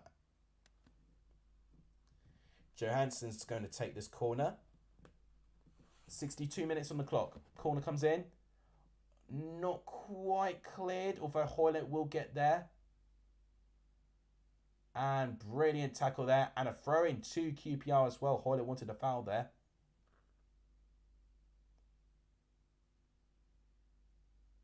Right, yeah. Ilias Chair's struggling a bit recently. Well, not recently. In the last couple of minutes, Ilias Chair struggled. I mean, he made a mistake there. I think that is actually... Because I don't see Lyndon Dykes up there. Yeah, I think it was Lyndon Dykes that did that pass to Ilias Chair. That was an extraordinary pass. I think the pass was better than the shot itself. I mean, I've got to say, Chair probably should have even gone bottom corner, honestly. That would have been much easier for him, to be honest. It's a really good save by Lumley, to be fair. That, I think, was the best save he made. Because he definitely had to really, really watch carefully in terms of what Chair was going to do there. Long goal kick by Lumley. just like that, QPR having a couple of chances there. Although they've just conceded a throw-in not an ideal position. I mean, I'm looking at Joe Lumley's clean sheet rate right now, and it's just over 25%, which is not great for a goalkeeper to have an under 30% clean sheet rate. But having said that, he's done well in this game so far, but definitely no clean sheet there. It's a goal kick for Dieng.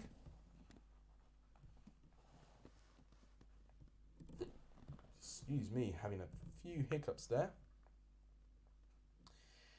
So yeah, we're going to do the 3 p.m. watch along tomorrow. I'm definitely getting tired. I'm always tired at this point, but it's always exhausting doing all of this, to be honest. But I think it's a good break from what I'm currently doing at the moment.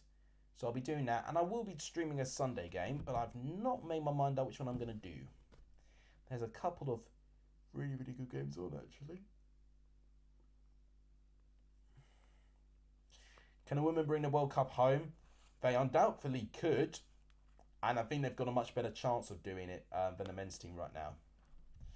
Especially if we've got Southgate in charge. Personally, I mean, like him as a man, but as a manager, I'm really losing my patience. I think that's the best way to describe my thoughts of England at the moment. I've not really voiced my thoughts on England that much, but I think, you know, the trouble is that we've had really good teams in the past just underperform.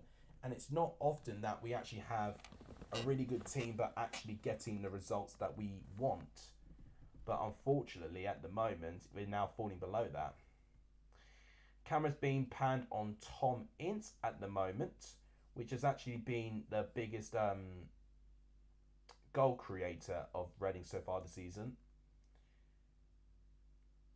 And the fact that Reading don't actually have Tom Ince starting, it goes to show that they actually do have some options here.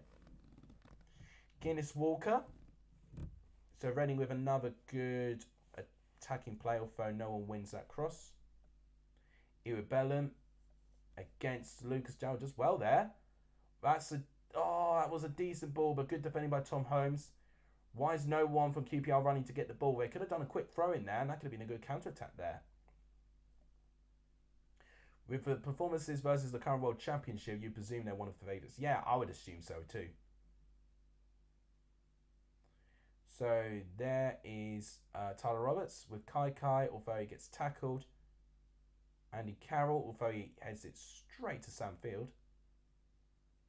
Iwebellum. Getting better with that name now. Long ball, hooked ball going in. Oh, Lumley actually does really well there. Anticipates the attack. Gets ahead of the striker there. And is commanding, which is what I wanted to see from Joe Lumley. We are a third, well no, in fact we're way over a third. We are 67 minutes in within this game. Still 1-1, no goals in this second half. It's looking like that it could be a game that ends 1-1 and I'll be wrong in terms of my prediction by 1 goal, which will be a shame if that's the case. That is going to be a goal kick for QPR there. Is there lag? Oh, please don't tell me there's lag now. I would be able to check as well, actually.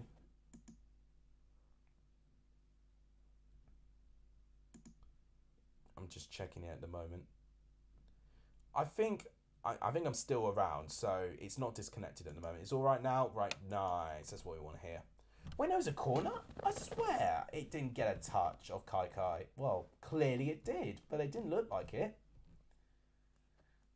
It's really good play by Carroll there, actually, because he's the one that forces the corner onto Kai. Header goes in. Headed away. I don't know how long it was lagging, so apologies about that. Didn't know about that. Intriguing ball, but it's too easy for the back line of Reading just to respond on that, to be honest. Here's Hoyle playing in a completely different end of the pitch there. Oh, Loom with a shot from just outside the box. Decent opportunity there. Wasn't a save by Dieng, but had that hit the target, that would probably been a goal, to be honest. I don't think Dieng would have gone down quick enough to get that out, actually. Not a bad effort by Loom, honestly. Oh, here he is, Ovia Jaria, who I've not seen a lot this season. He's actually not really been a big feature this season, which surprises me considering his talent. It looks like QPR will be making some changes as well. I can see Sam Field going off the pitch. I think that is Rob Dickey, that's right. Because I thought, yeah, because I originally thought he was going to be Bristol City, but no, he is a QPR player. Rob Dickey coming on for Sam Field. And Ovia Jaria on for Forna. Didn't see too much of Forna, but Forna did relatively well in his role. Looking forward to Mark Fotheringam's first game on a Sunday. He seems like a great guy and seems like a serial winner. I don't know if you meant to spell serial in that way, but honestly, I am intrigued to see more, and that's why I'm really debating whether I want to stream Huddersfield and Hull. The thing is, I only really want to stream one game on that day, and I know you've got Premier League games on. If I were to do a poll, most of you guys vote for me to watch. First, you want to stream, by the way. Most of you guys asked me to stream the Premier League game, which I completely don't mind doing, but for Championship fans, I guess it could be quite frustrating for them. Joe Lumley collecting the ball there. 70th minute, 20 minutes left for any team to potentially get a goal. I would say, based on how the second half's been played, you'd feel Reading could get something. But I think based on chances, you would expect QPR to get the result that they're looking for. Illy's chair. Oh, okay, he does well this time against Loom. And, oh, interesting attack, but it doesn't go down well. There's a QPR player down. Reading still on the attack with Tom McIntyre. Ovia Jaria now in the midfield. Bit of back and forth play at the moment. Guinness Walker. Good defending by Jimmy Dunn there, actually. An outlandish position for the weekend could be anything from a sending off to including into game. Yeah, honestly, I think definitely if you predict an outlandish game, an outlandish thing needs to happen. And I think an early sending off could be a really good suggestion of that, actually. It does look like QPR are planning on making more changes as well. I did manage to get to see who that was. Kai with the throw-in. Passing it to Johansson. Oh, I mean, he doesn't anymore. He just gives it the ball away. QPR have definitely not been as fluid as they have been, but I think Reading have actually improved, which is why QPR have not been as effective on the ball.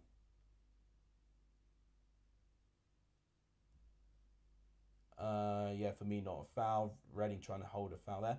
For Reading do win it back, Guinness Walker. Tom McIntyre to find Ovia Jaria. Does his classic step over there. Good ball to Guinness Walker. Good defending by Clark Salter there. McIntyre. Oh, we might have someone entering the stream. Hello. Hello. He's here. He's... Oh, Chance Ejaria. Oh, good tackle. He does join us today. So stream number 4 in a row. You going to say hello to me? You are as well. Oh, that's closer than normal. Right, so you guys, you're going to see the man, the myth, the legend, the one that keeps my stream alive. There he is. There he is. Hello. Yeah, he's a bit confused. He can see himself. Look at him. He doesn't want to see himself at all, actually. What are you doing? There's nothing there. He's absolutely soaking. He's clearly been in the rain, which I don't really want to get involved with. But there he is. Oh, there you go. He's about to leave us. All right. Goodbye. You just want to pet him? Well, yeah, there's a lot of him, so you would enjoy it. Right, so... I think that's Andre Dozzle and Luke not Luke Amos, Andre Duzzle and Amos going onto the pitch. Roberts, I think, going off. And was that Johansson going off as well? Definitely Roberts has gone off the pitch.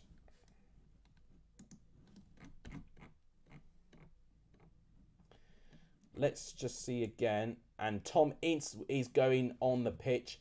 His father, Paul Ince, getting him prepared. Lucas Jow going off with Tom Ince going on. So it was 4 now. Hutchinson was off injured. I knew about that already. They've not updated with the latest substitutions there. So yeah, Lucas Jow just about to go off. Of course, he won the penalty with, I would arguably say, his best Tom Daley impression. So yeah, they've not updated the subs. So Silverstone, you need to catch up here. There's been loads and loads of substitutions now. So we can definitely see most of the subs now taking place for both teams. It's now just going to be interesting to see which team gets the better of it.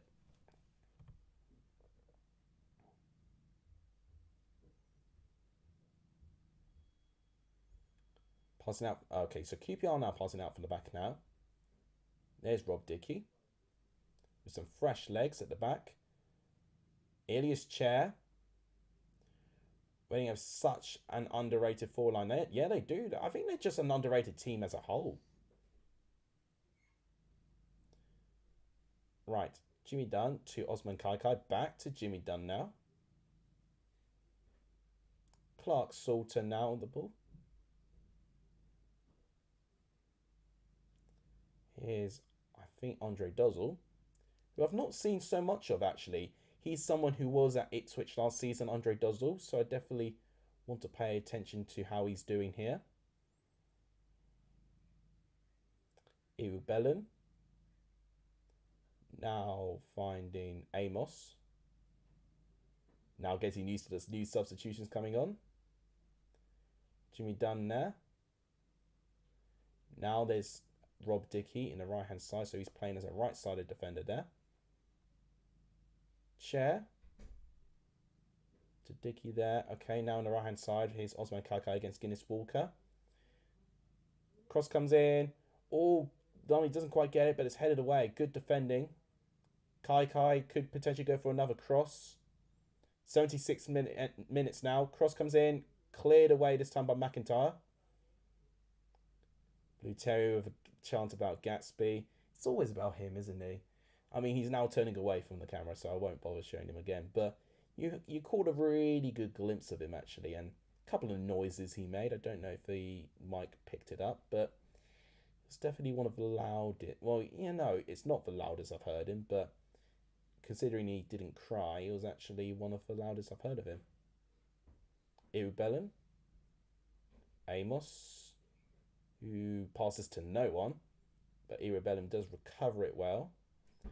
QPR now having a bit more of the ball now, by the looks of things. Dickey. Lyndon does trying to find Kaikai. Kaikai's just too far behind, and it's a waste of an opportunity. It's a goal kick to Reading. It feels it's going to stay 1-1, isn't it? You can just sometimes tell by momentums of games.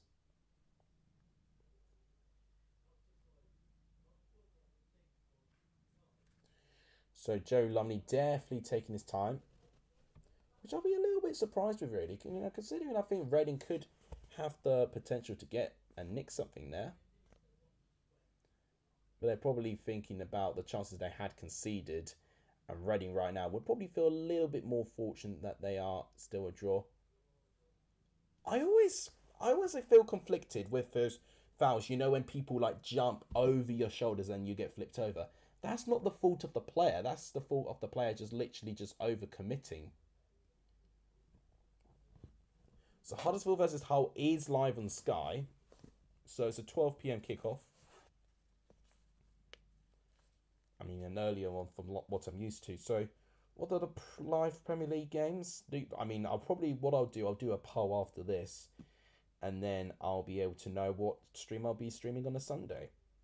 So, on the Sunday, I think Palace and Leeds is live. So, Charlie might be interested in that. Oh, Arsenal, Liverpool. Right. I think that's going to be the one that people are going to want me to watch. Kai Kai with a really poor cross doesn't find anyone. Kai Kai's been so good at the crosses, but this time, God, really, really let down, unfortunately, there.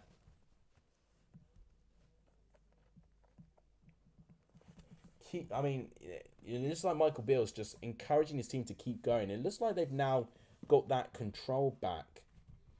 You could argue that maybe the first couple of minutes in the second half of them trying to get into the game could potentially be quite costly for them.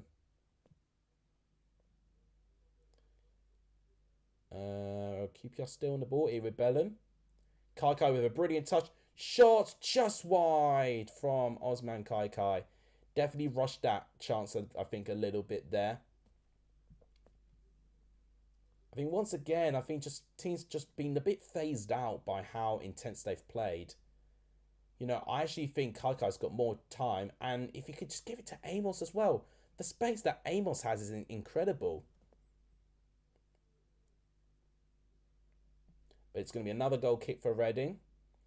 We are approaching the final 10 minutes plus stoppage time. I think we'll get 4 minutes at least. I think we'll get 4 minutes, I think. No foul for me. Still playing on there. Osman Kai Kai on the ball. But he's passing it back. Why are you passing it backwards? You've got to try and get a win. This is what I don't get. Because even I could see forward plays that you could do. Just why? Why are you trying to, one, be slower and more predictable? And that's not going to create spaces for you. It's going to make it 10 times more difficult. You need to try and catch them out in their own game. Yes, it's riskier to do. Yes, it's more difficult to execute. But if you've had enough training grounds of counter-attacking football, then you can definitely use that way to hurt teams. Here's Amos, who's done quite well, actually, keeping the ball there. Oh, but it's Chair giving it away. Chair has been a bit hit and miss, for what I can see. Chair definitely talented. It's undoubtedly he's a talented player. But I think the longer the game goes on, the more of a hindrance than he becomes. Because I do think, in a way, because he's so good in most of the time, if there's pressure being put on him and he doesn't have the energy to potentially back it up, he gets muscled off the ball quite easily, and he can also play a missed pass very easily as well. Dickey, going to pass it to Clark Salter. Iribuna. Amos in the right-hand side. Clark Salter. Oh, interesting cross. Corner to QPR again. They're pushing. QPR definitely trying to push this. They've got 9 minutes plus stoppage time. More than enough time for them to potentially get something here. I think what's annoying is that Ben, I think, predicted 1-1 for this game. So I'm a bit nervous now. I've only just remembered that. A goal here would be nice. Corner comes in. Oh, it's just defended away. What a poor corner that was. Iribellum does very well. Oh, wants a penalty there. And a penalty is given to QPR. Incredible. Well, from 0 to potentially hero. Oh my God. Right then. Iribellum is the one that wins the pen. And he was arguably the one that conceded. Well, yeah, he did on paper concede for the last one. I think it's a bit soft again, honestly. It's more clear-cut than Reading's one for sure. But now. Okay, now, actually, I think that is a pen. And the reason I think it is a pen, the thigh... Well, what's the right bone? Basically, the two thighs collide. So, because of the force that loom actually goes into Iribellum, it does... that force or connection between the two players encourages the player to go down rather than Iribellum looking for it. So I think it is correct. It's Lyndon Dykes who could score his second goal on his birthday. Why have I changed it to 2-1? What am I doing? I got too overexcited. It didn't matter. It's 2-1 anyway. What a penalty that was by Lyndon Dykes. I already knew what was going to happen. Why did I change it anyway? I was just too confident that it was going to be a goal. What a penalty by Lyndon Dykes. Brilliant. Literally sending Lumley the wrong way. Bottom left corner. 2-1 to QPR. The fake Scottish man, says Charlie Brown. There goes my prediction. What did you predict, James? Did you predict 1-1? God, I tell you what, that's a real late moment in the game. Could be another late moment for QPR. It's a Macbeth story, says Charlie. Wallace a Gorman fan. Yeah, you predicted 2-1, didn't you, for Reading? So that's definitely like swapped on its way. And I gotta say, the way that Reading started that second half, 2-1 Reading, actually looked quite realistic. But I actually think when QPR had those two big chances back to back, I think it naturally made Reading look a little bit more cautious, and it invited QPR back into the game, and then QPR just had enough time to grow into it, and now they've potentially have got 3 points going their way. But it's not over yet, because both teams have made a load of substitutions, including Tom Ince going onto the pitch from Lucas João. So I've got to say, Reading have got some options to hurt QPR, sorry. You did predict 1-1 there. Charlie Brown thinks he should be a commentator. Well, you made was great. You got some great lines in terms of Shakespeare involvement of Macbeth there. Dagger to the heart for Reading fans, I would say. I definitely think it's a more obvious penalty there. I still think it's tad soft, but okay, no, realistically, considering what they were giving as a pen to Reading, it's 100% a penalty, this one. Loom doesn't think it was a penalty. I think it was a penalty, personally, Loom. I just think it's just clumsy defending, unfortunately. Ewa Bellum just bursting forward with a load of pace. And that's sometimes what you need. You need to catch those defenders off by surprise. Make them react, in a way that they shouldn't feel natural to react to. 85th minute, 2-1 QPR now. It might stay that way, but we've still got time to potentially have some late drama.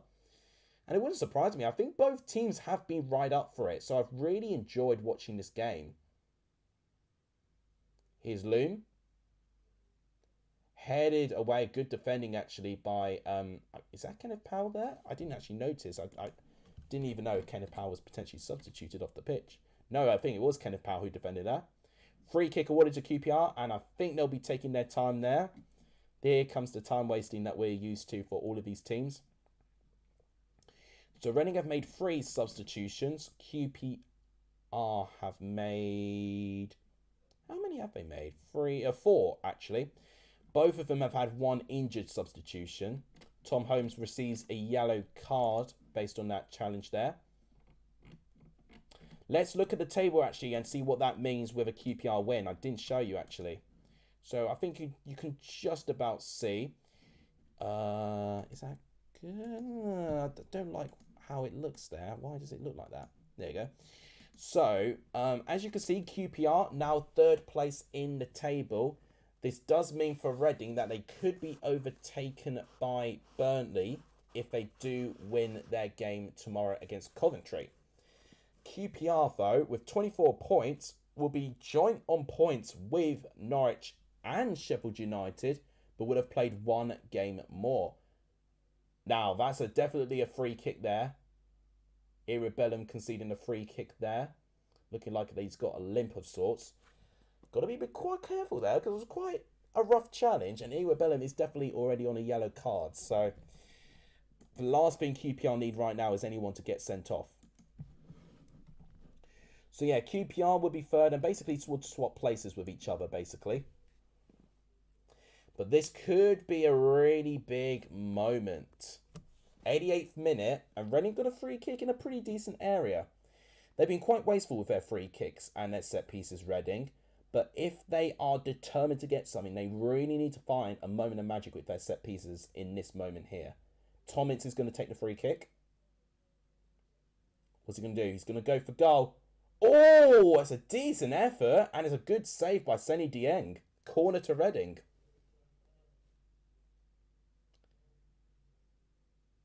He sent his team joint top. Yeah, Charlie going through his commentary again. It's going to be a very short turnaround for this corner. Corner goes in. Oh, is it headed away? It is. Okay. QPR kind of surviving here at the moment. It is another corner to Reading. We are approaching the 89th minute now. So now Reading were leading, of course, with that penalty, but now they are currently... Chance, oh, just it's not quite out of the danger zone yet. Andy Carroll on the ball just outside the box. Passing it all the way back. Long ball going in, headed away, but not the best of clearances. Throw into Reading, 89th minute and 20 seconds on the clock. 30 seconds plus stoppage time left for Reading to get something here. Can they get something here? We'll find out. If you like the stream, guys, we may get some late drama. I don't know how we're doing with likes at the moment. We're at least on 21. 23, guys, we can definitely get to 25 likes. In fact, 30 likes maybe with it being a target. Thank you guys so much. Chance. Oh, it's... I think that's on. Yeah. The ball's not gone out of play. So, Dieng would definitely take his time with this goal kick. 5, 4, 3, 2, 1. Right, it's 90th minute. How much stoppage time? I think 4 or 5 minutes. I think it's one of those. 4 minutes. Okay, so I was spot on actually with my first guess. Ilias Chair. Looks like, has he won a free kick there? Nothing's been given for QPR's way there. It's a throw. Or was it a free kick? I don't even know because the camera's not cut to the referee. I think it is a free kick to QPR, which is in a decent position for them actually. He's not too far away from the goal. This will put them in joint first QPR as it stands, with only one game played more than Norwich and Sheffield United. For the fact that they could be right up there competing with those teams, QPR having a decent start to the season now. They've really recovered, to be fair. Amos, right, gives the ball away. It's a throw into Reading. 1 minute of the added time is now up for them. They've now got 3 minutes left, Reading, to potentially get something here.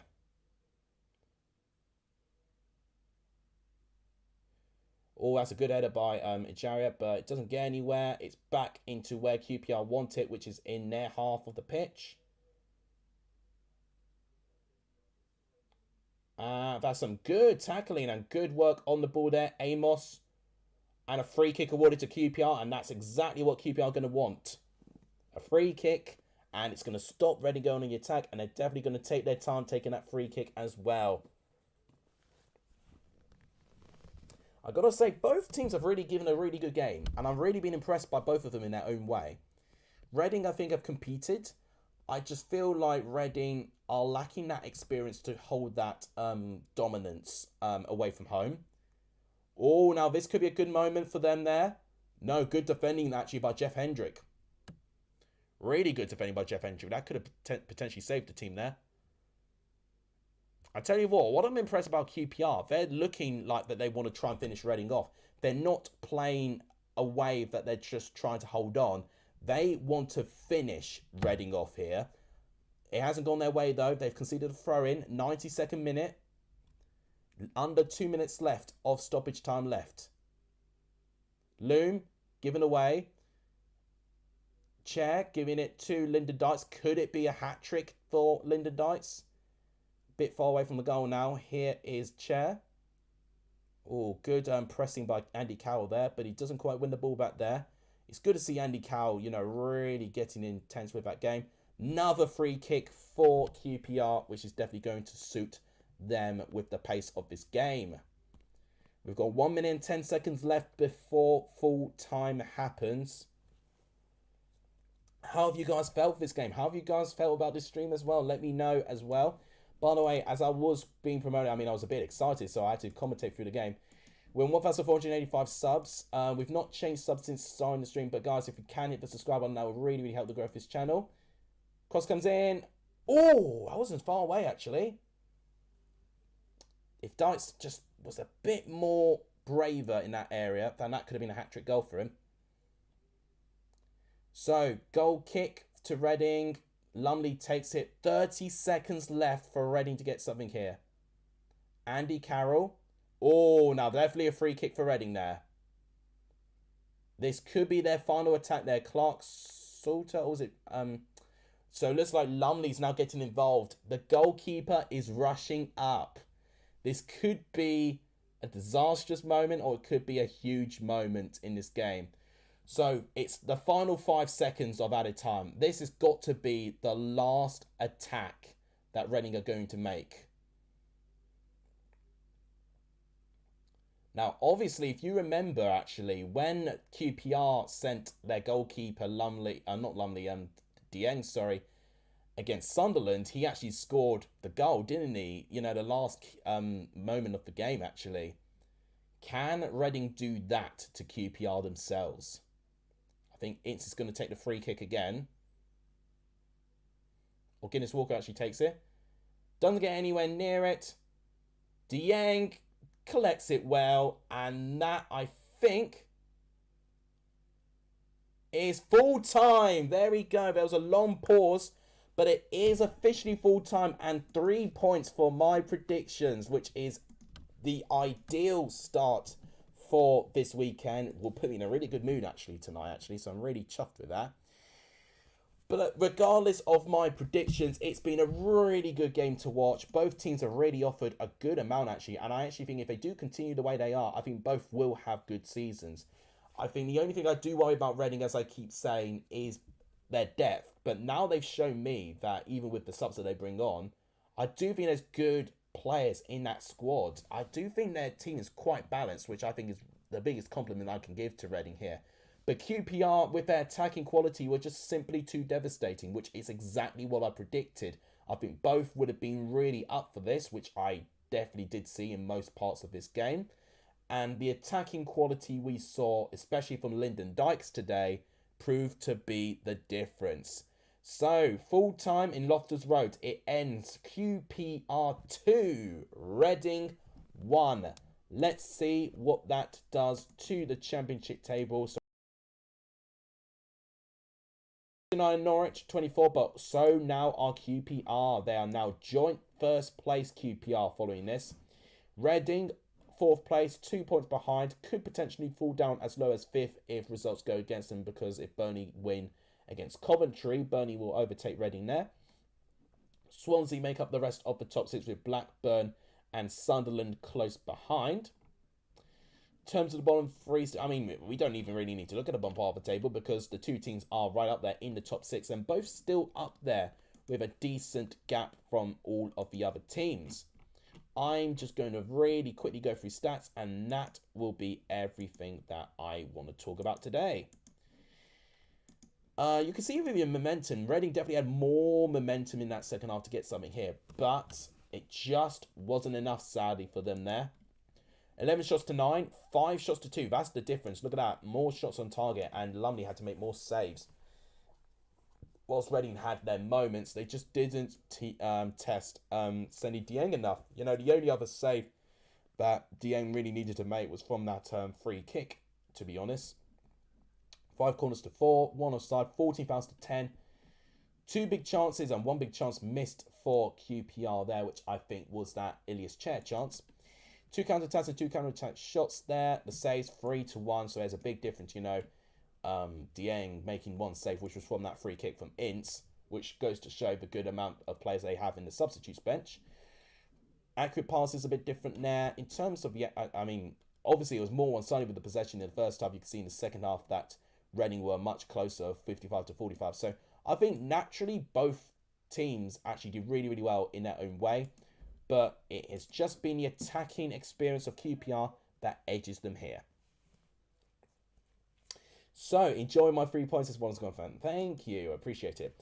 So, guys, just an update on what's going on tomorrow. I will be doing the 3 p.m. watch-along. I'll get that scheduled soon. And I'll do a poll to ask you guys what game I'll be streaming on the Sunday. So, plenty of content going up. And what I will be doing as well is I'm going to start catching up with the prediction leagues as well. I've actually got a bit of time tonight, so I could potentially use that time to do that. But regardless, I think that's all I've got to say for today. And thank you guys, as always, for tuning into this channel and this live stream. It really does help. You guys really are the people that keep this channel alive. It has been my toughest season to record so far. Not being difficult to watch, but it's definitely been the most difficult to provide entertainment for, based on what's been going on in my personal life. So thank you guys so much, as always, for the terrific support. I will be back tomorrow reviewing all the goals and the 3 p.m. kickoffs as they go in. It's always quite an exhausting stream. And we'll also do a watch along in terms of Sunday, whether it's going to be Arsenal or Liverpool or Huddersfield Hull. We're going to have to find out and see.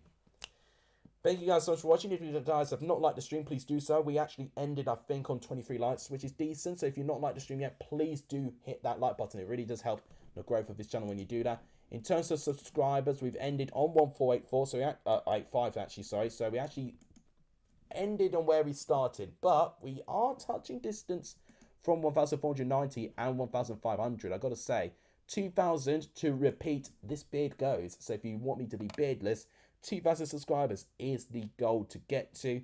And please continue sharing as well. You guys have been absolutely amazing. I've got to say, shout out to Coniston as well for sending a super thanks in terms of my score predictions video today. So you guys are actually able to donate during my videos as well. But you guys don't have to, of course. I'm just giving a shout out to Coniston that way. Okay, that's everything I needed to say. Thank you guys so much for watching. I'll see you guys tomorrow with my 3 p.m. watch along, which will be in around 2:40, 2:45 around that time. So yeah. I'll see you guys then. Thank you guys so much for watching, guys. The legendary Sony of the stream. And as always, I'll see you guys soon. It is NT QPR 2, Reading 1. QPR joint top of the league. And birthday boy Lyndon Dykes proving to be the difference. The perfect birthday treat. Thank you guys for watching. I'll see you guys soon. Take care, everyone.